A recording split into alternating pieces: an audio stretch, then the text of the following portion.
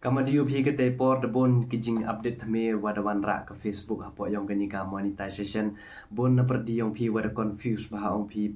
pai sar kani ka ads on reel kani ka bonus kani ka Instagram ads mem de ke tu ke tala de kerja ke Facebook ka te kamnu le ke te de yi mo ke mai bisa lang ba kani ka Facebook te itu to wi pi mai bisa lang ba kitu ki tools mo ke tu ka ads on reel ke tu ka bonus ke tu ka Instagram ads jimut ke tu to depan kerja wa ke tu tala yo ka update ka chaka content monetization kama doang pi kenika ads on reel wa kenika bonus wa kenika in-stream ads wa ads on reel dakhang go permanently de kala wa cha content monetization tool de katewan ye kitu ke perlu wam pe muyo ka kenika content monetization tool da sedang view ka ketuka content monetization tool hapo yang ketuka monetization no te de emle ketuka tala itu kama di yu ketuka ads on reel ni star ni subscription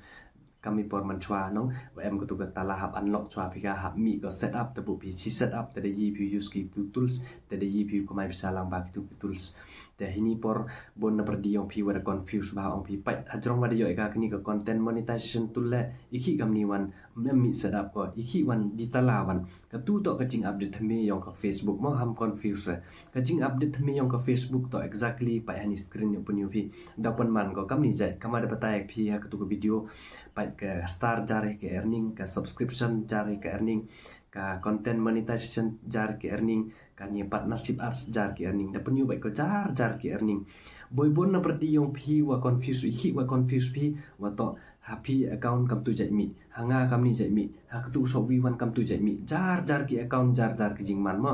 ladi patai phi hini exactly nga patai phi kam ni jai boy ha account yong phi di bit mi le da mut phi to nga ru be patai be sian he ha kau nyong iram mi kam te kam nu te batai mi kam te jai te hitem to batai mo ka jing update thmi yong ka Facebook wa to lunch ko vi account to directly lunch ko woro sundon te yi batai fi exactly wa to bon jai ki jing update thmi wa pero wan ra wa jar ki account jar ki jing man tes nyo ba ye cha ka tu ga ni si dauman gani ka Facebook account fi kam ni